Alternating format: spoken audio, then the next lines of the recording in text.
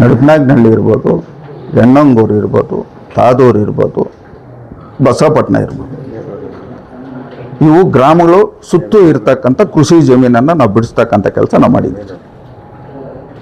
Buffer zone ಅಂದರೆ ಕೆರೆ ಸುತ್ತಮುತ್ತ ಇರ್ತಕ್ಕಂಥದ್ದು 30 ಮೀಟ್ರ್ ಬಫರ್ ಝೋನ್.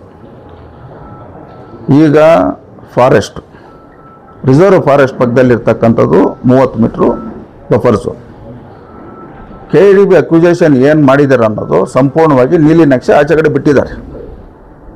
ಇವತ್ತು ಅವ್ರು ಯಾರು ಈ ಮಾತು ಹೇಳ್ತಾ ಇದ್ದಾರೆ, ಎದುರುಗಡೆ ಬರಲಿ. ಈ ನಡಪನಾಯಕನಹಳ್ಳಿ ನಮ್ಮ ರೈತರವ್ರೆ, ಬಸವಪಟ್ಟಣ ನಮ್ಮ ರೈತರವ್ರೆ, ತಾದೂರಾಗ ನಮ್ಮ ರೈತರವ್ರೆ, ಹೆಣ್ಣಂಗೂರಾಗ ನಮ್ಮ ರೈತರವ್ರೆ, ಯಾರ್ಯಾರು ಜಮೀನಿಗೆ ಎಷ್ಟೆಷ್ಟು ಬಿಡಿಸಿದ್ದೀರ ಅನ್ನೋದು ಗೊತ್ತಾಗ್ತದೆ. ಸುಮ್ಮನೆ ಗಾಳಿಯಲ್ಲಿ ಮಾತಾಡೋಂಥದ್ದಲ್ಲ. 474 ಎಕರೆ ಅಂಕಿ ಅಂಶ ಸಮೇತ ಯಾವ್ಯಾವ ಊರಲ್ಲಿ ನಡಪನಾಯಕನಹಳ್ಳಿಗೆ ಅತಿ ಹೆಚ್ಚು 200 ಚಿಲ್ಲರೆ ಎಕರೆ ನಡಪನಾಯಕನಹಳ್ಳಿಗೆ ಬಿಟ್ಟಿದ್ದೀವಿ. ಹೆಣ್ಣಂಗೂರು 134 ಎಕರೆ ಹೆಣ್ಣಂಗೂರು, ಇನ್ನು ಉಳಿಕೆವೆಲ್ಲ 100 ಚಿಲ್ಲರೆ ಎಕರೆ, ಇಷ್ಟು ಬಿಡಿಸಿದ್ದೀವಿ ನಾವು. ಇದು ಬಿಟ್ಟು ಇನ್ನೇನಾದರೂ ನಾವು ಬೇರೆ ಉದ್ದೇಶ ಇಟ್ಕೊಂಡು ಏನಾದರೂ ರೈತರಿಗೆ ಏನಾದರೂ ತೊಂದರೆ ಮಾಡಿದರೆ ನೇರವಾಗಿ ನಮ್ಮ ಮುಂದೆ ಬರಲಿ. ಇಲ್ಲ ನಾವೇ ಬರ್ತೀರಿ ಜಿಲ್ಲಾಧಿಕಾರಿ ಕಚೇರಿ ಮುಂದೆ, ಅವರು ಮಾತಾಡಲಿ, ನಾವು ಮಾತಾಡ್ತೀವಿ, ನಾವೆಲ್ಲಕ್ಕೂ ರೆಡಿಯಾಗಿದ್ದೀವಿ. ಇದು ರಾಜಕಾರಣ ಬರೋಂಥದ್ದು ಬೇಡ, ರೈತರಿಗೆ ಒಳ್ಳೆಯದಾಗಬೇಕು. ಈ KDB ಮೊದಲೇ ಹೇಳಿದ್ದೀನಿ ನಾನು, ಸರ್ಕಾರ ವಿರುದ್ಧವಾಗಿರ್ತಕ್ಕಂಥ ಶಾಸಕನು KDB ನಿಲ್ಲಿಸೋ ಶಕ್ತಿನೂ ನನಗಿಲ್ಲ, ತರೋಂಥ ಶಕ್ತಿನೂ ನನಗಿಲ್ಲ. ನನ್ನ ಮುಂದೆ ಇರ್ತಕ್ಕಂಥದ್ದು ನಮ್ಮ ಕ್ಷೇತ್ರದ ರೈತರಿಗೆ ಯಾವ ರೀತಿ ನಾವು ರೈತರ ಪರವಾಗಿ ಕೆಲಸ ಮಾಡಬೇಕು, ರೈತರಿಗೆ ಅನುಕೂಲ ಮಾಡಬೇಕು ಅನ್ನೋಂಥದ್ದು ಇವತ್ತು ನನ್ನ ಮುಂದೆ ಇದೆ. ಅದ್ರ ಪ್ರಕಾರ ನಾನು ಪ್ರಾಮಾಣಿಕತೆಯನ್ನು ಕೆಲಸ ಮಾಡ್ತಾ ಇದ್ದೀನಿ. ಇವತ್ತು ವಾಸ್ತವಾಂಶ ಮಾತಾಡಬೇಕಾದ್ರೆ ಅಲ್ಲಿ ಏನು ರೈತರವರು, ಆ ರೈತರಲ್ಲಿ ಸುಮಾರು 70% ಮೇಲೆ ರೈತರು KDBಗೆ ಜಮೀನು ಕೊಡೋಕ್ಕೆ ತಯಾರಿದ್ದಾರೆ. ಒಂದು 30% ನಾವು ಕೊಡಲ್ಲ ಅಂತ ಹೇಳೋಂಥವ್ರು ಇದ್ದಾರೆ. ಇವೆಲ್ಲಗಿನ ಮಿಗಿಲಾಗಿ ಏನು 719 ಎಕರೆ ಸರ್ಕಾರಿ ಗೋಮಾಳ ಐತಲ್ಲ, ಈ ಗೋಮಾಳದಲ್ಲಿ ಅರ್ಜಿಗಳು ಹಾಕ್ಕೊಂಡಿದ್ದಾರಲ್ಲ, ಇನ್ನೂ ಅವ್ರಿಗೆ ದರ್ಖಾಸ್ತು ಕಮಿಟಿಯಲ್ಲಿ ಮಂಜೂರಾಗಿಲ್ಲ.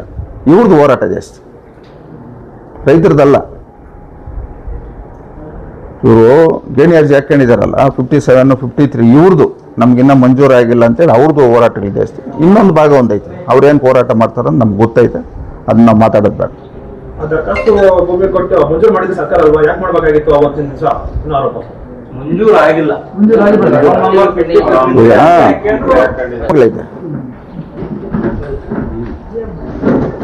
ನಿಯಮಗಳೈತೆ.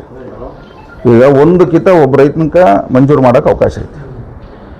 ಆಗಿರೋರ್ಗೆ ಇನ್ನೊಂದು ಕಿತ ಆಗಕ್ಕೆ ಮಾಡೋಕೋದ್ರೆ ಏನೋ, ಈಗ 1 ಎಕರೆ ಮಂಜೂರು ಆಗಿರೋರು 5 ಎಕರೆ ಜಮೀನಲ್ಲಿ ಅವ್ರೆ, 2 ಎಕರೆ ಆಗಿರೋರು 10 ಎಕರೆಯಲ್ಲಿ ಅವ್ರೆ. ಇದು ಇಷ್ಟು ಎಕರೆ ಐತೆ. ಇವು ಇಷ್ಟೆಲ್ಲ ಹೇಳ್ತಾರಲ್ಲ, ಲೋದಕ್ ಕಂಪ್ನಿಗೆ, PSL ಕಂಪ್ನಿಗೆ ಎಷ್ಟು ಎಕರೆ, 860 ಎಕರೆ ರಿಜಿಸ್ಟರ್ ಆಯ್ತು. ಏನು ಮಾಡ್ತಾ ಇದ್ದೀವಿ ರೈತ ಸಂಘದವ್ರು ಅವತ್ತು?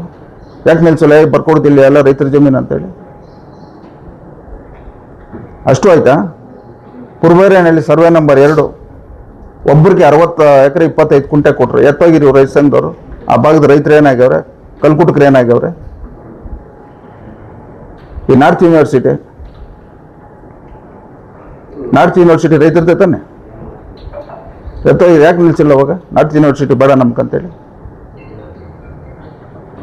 ಇವೆಲ್ಲಕ್ಕಿಂತ ಮಿಗಿಲಾಗಿ ತಾತಳ್ಳಿದು ಯಾರು ಆಚೆನವ್ರು ಬಂದು 38 ಜನ ರೈತರದು 58 ಎಕರೆ ರಿಜಿಸ್ಟರ್ ಮಾಡ್ಬಿಟ್ಟು ಯಾರು ಮಾತಾಡಿದ್ರು? 38 ಜನ ರೈತರು ನಾವು ಜಮೀನು ಉಳಿಸ್ತಕ್ಕಂಥ ಕೆಲಸ ನಾನು ಮಾಡಿದ್ರಿಲ್ಲ. ನಾವು ನಮಗೆ ಬಂದಿದ್ರು 1 ಎಕರೆಗೆ 2 ಲಕ್ಷ ಕೊಡ್ತೀರಿ ಅಂತೇಳಿ, 1 ಕೋಟಿ ಕೊಡ್ತೀರಿ, ಖಾತೆ ಮಾಡಿಸ್ರಿ ಅಂತ ಮಾಡಿಸ್ಬಿಟ್ರೆ ನಾವು ಮಾಡಿಸಿರೇನಪ್ಪ? ಜಿಲ್ಲಾಧಿಕಾರಿಗಳು ಭೇಟಿ ಕೊಟ್ಟರು, AC ಭೇಟಿ ಕೊಟ್ಟರು, ತಹಸೀಲ್ದಾರ್ ಭೇಟಿ ಕೊಟ್ಟರು, ಕೋರ್ಟಲ್ಲಿ ಕೇಸ್ ಹಾಕ್ಸಿದ್ರಿ, ನಾವೇ ಲಾಯರ್ನಿಟ್ರೆ. ರೈತರ ಪರವಾಗಿ ಕೆಲಸ ಮಾಡಿದ್ರಿಲ್ಲ ನಾವು ರೈತ ವಿರೋಧಿನ? ನಾನು ರೈತನೇ, ರೈತರು ಏನನ್ನೋದು ನನಗೂ ಗೊತ್ತೈತೆ. 32 ದಿನಗಳಿಂದ